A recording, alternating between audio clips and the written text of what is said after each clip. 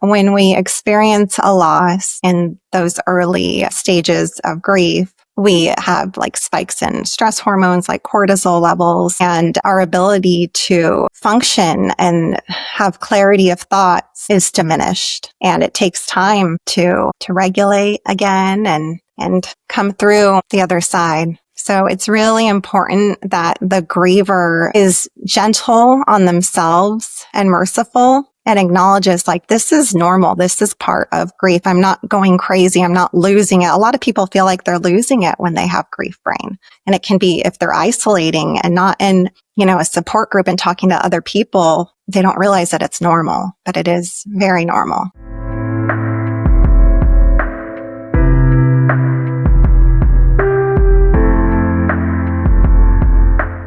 Rachel, thank you so much for being here. I really appreciate it. Thank you, Libby, for having me. I'm so happy to be here. I am too.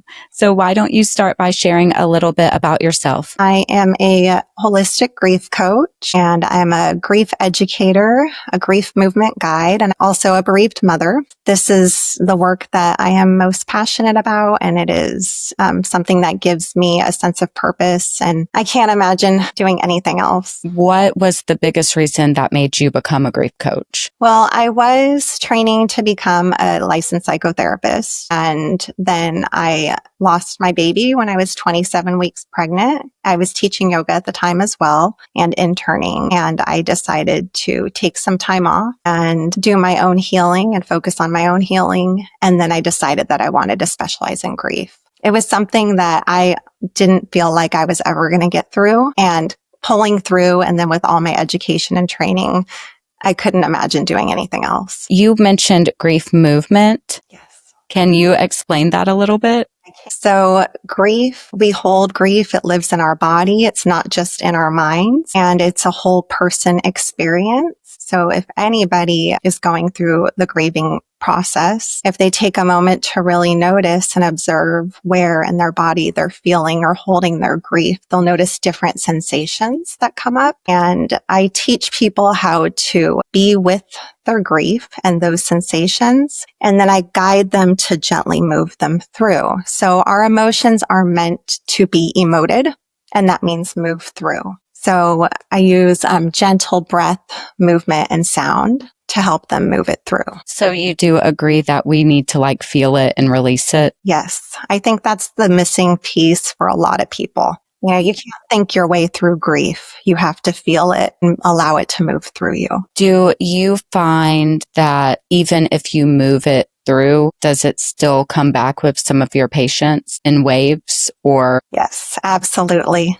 Yeah. It's always transforming and changing, but there will usually always be something that activates it again, an area that maybe hasn't been healed or processed. So yes. What's the biggest thing that you've learned from being a grief coach or in your grief education that you weren't expecting that shows up frequently? That's a good question. There's so many things. I think one of the biggest things and one of the most important things is that everyone grieves differently, and that there's no right or wrong way to grieve, but there are ways to help ease suffering. And that one of the biggest reasons that couples or marriages fail after a devastating loss is because there's usually one or both people in the relationship that are judging the other person's way of grieving. So learning how to accept that everyone's grief is going to look different and there's no right or wrong way to grieve. I feel like that's so true. Me and my boyfriend have both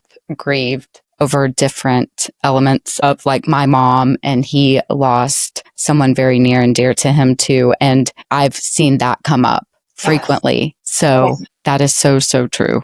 It comes up often, definitely. And it's hard. It's really hard not to judge it. So even just telling yourself, I'm going to keep an open heart and learn how to accept that they're not going to grieve the way that I'm grieving. It doesn't mean that they care any less. It's just different. And I feel like in our relationship, I just had started moving easier with the loss of my mom. Mm-hmm. And so I was trying to kind of disassociate from him while he was grieving because I was like, I don't want to go back there. And I was like, that is not fair. So I kind of felt, but yes, so now I'm figuring that out. But that is so, so true. Yeah. So true. Yeah, there's interesting dynamics that come up. I think the key is just really communicating like, hey, I'm noticing that I'm pulling back a little bit and here's why.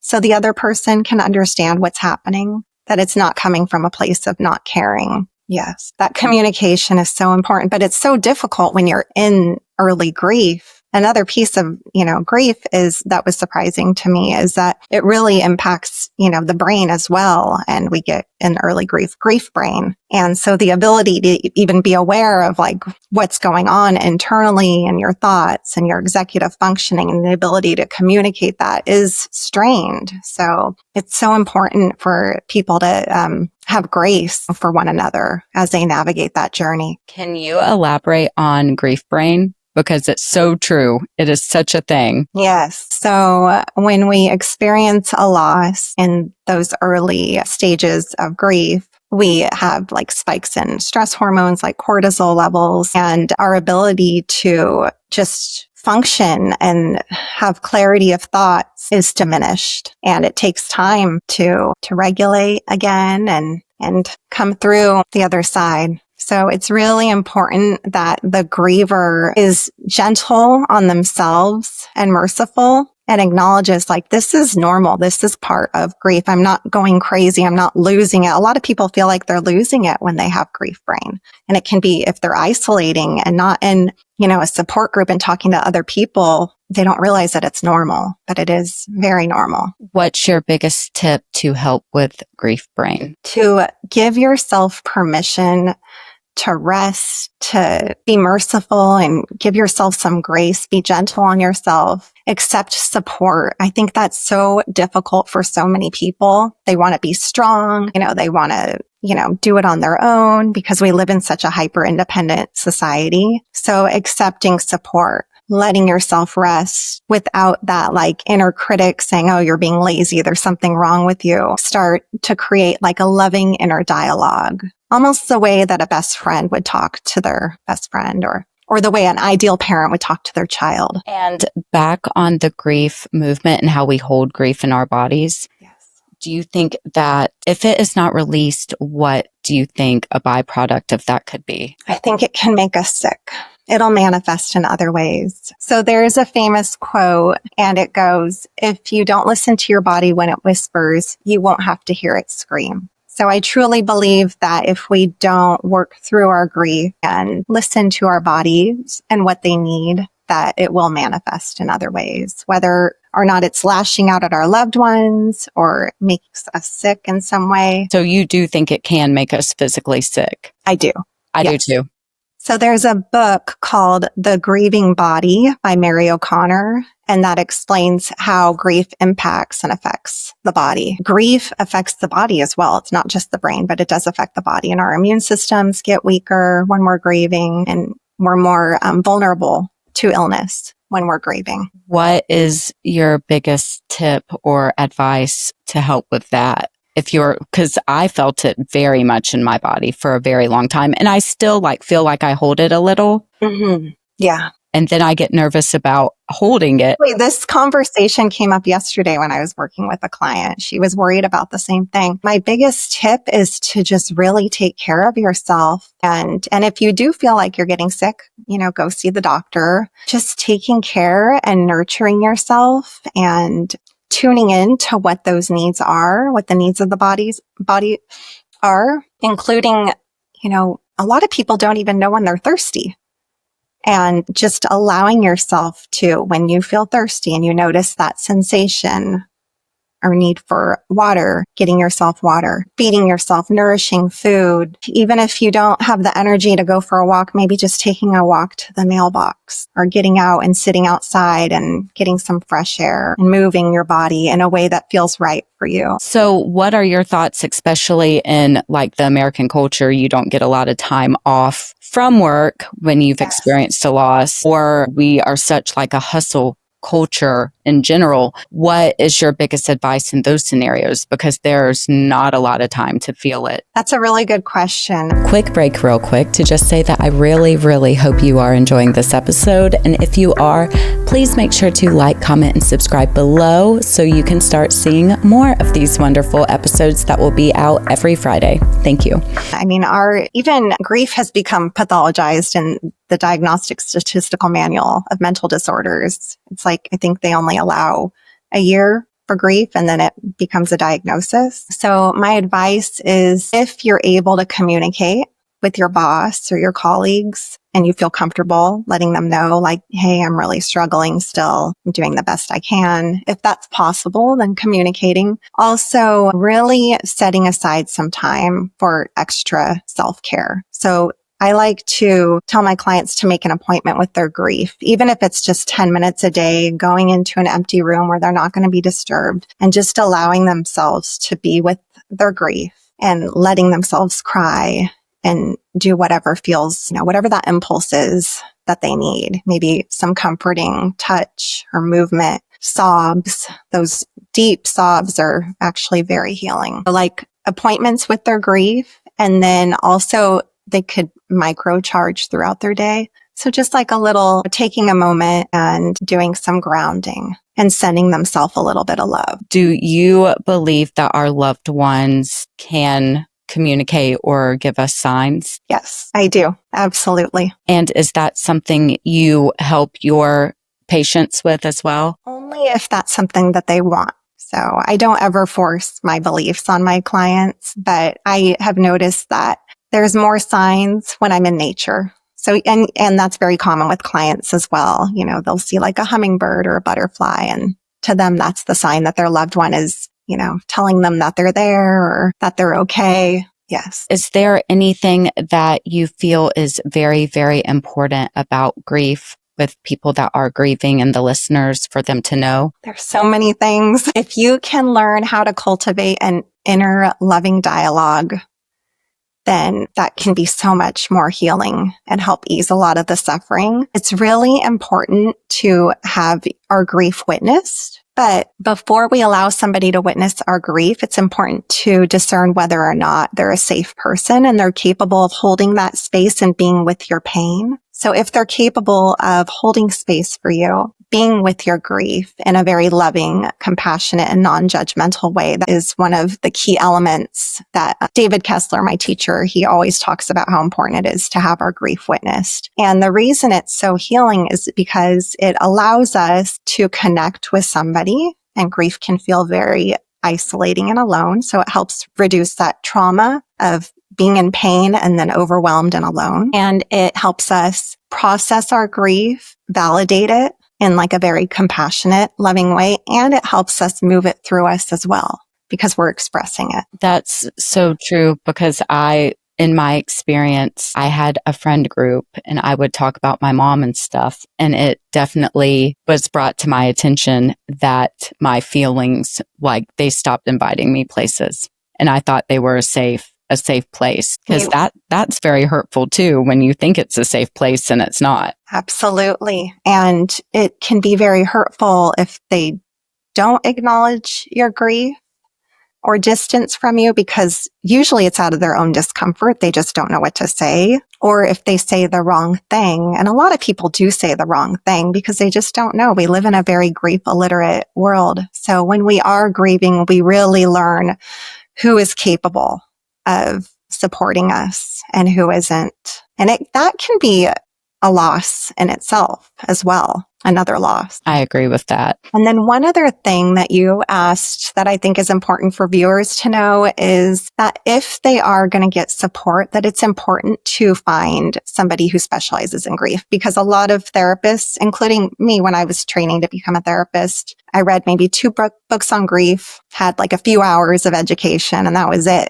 And I was not prepared to support somebody through a loss until I, did further training. So it really is important to find someone who specializes in grief and who is at least trauma informed, because telling our stories and sharing details of our stories, especially in chronological order, can be re-traumatizing. Thank you for sharing that. Yes. In regards to your personal loss, what's the biggest way it's changed over time? I mean, when I first lost my son, the simplest tasks felt like a marathon, like brushing my teeth, taking a shower, going for a walk. I was just so exhausted and I was so angry, and I felt like nobody else really understood until I found a community. And I learned more and I got the support. It took a while to get the support that I needed. That's another piece too. If somebody doesn't feel like the right fit, don't give up. Keep searching for the person who does. And then over time, in the beginning, I was so desperate to connect with him in a physical way, like even with jewelry. And over time, connecting with him in a more spiritual way became more natural. And that was very healing for me. So it's been beautiful. Honestly, I'm in awe of the grieving process, just the way that it transforms and the way that it can really change us, and it can bring up our old wounds that we haven't healed yet. And if we're willing to do that inner work, it can just be so life-changing. Like now, I feel like the way that I honor my son is by living a full, beautiful life in his honor. Yeah, I feel like that definitely takes time. And that makes me emotional because, I mean, just to think of where I started, there were times when I wanted to be with him and I didn't want to be here anymore. You know, thankfully I had my son to live for. And that's common too for people to just long to be with the person that, you know, they lost. So just to really see the way that it transforms and the growth that can come from it is pretty beautiful. What is the emotion that came along with your grief that you were not expecting? Jealousy. When I would see other pregnant women or families and strollers, I just remember feeling so jealous and angry, thinking, why did this happen to my baby? And then I learned, and at first I felt like something's wrong with me. I'm a horrible person to be thinking and feeling this way. I learned it's totally normal and it's just part of the grieving process, that anger. That was the one that surprised me too, was jealousy. Yeah. And it was of my friends. If they would post that they were with their mom, or if I knew they were with them, I would be very, very jealous about it. So yeah, that one's very surprising. And it's so normal. Nobody talks about it. So then you feel like this horrible person. Mm-hmm. Yeah. What's the biggest lesson you've learned from your grief or from being a grief coach, or both? The biggest lesson is just how fragile our lives are and what a gift it is to be here. You know, the time that we have, we just never know.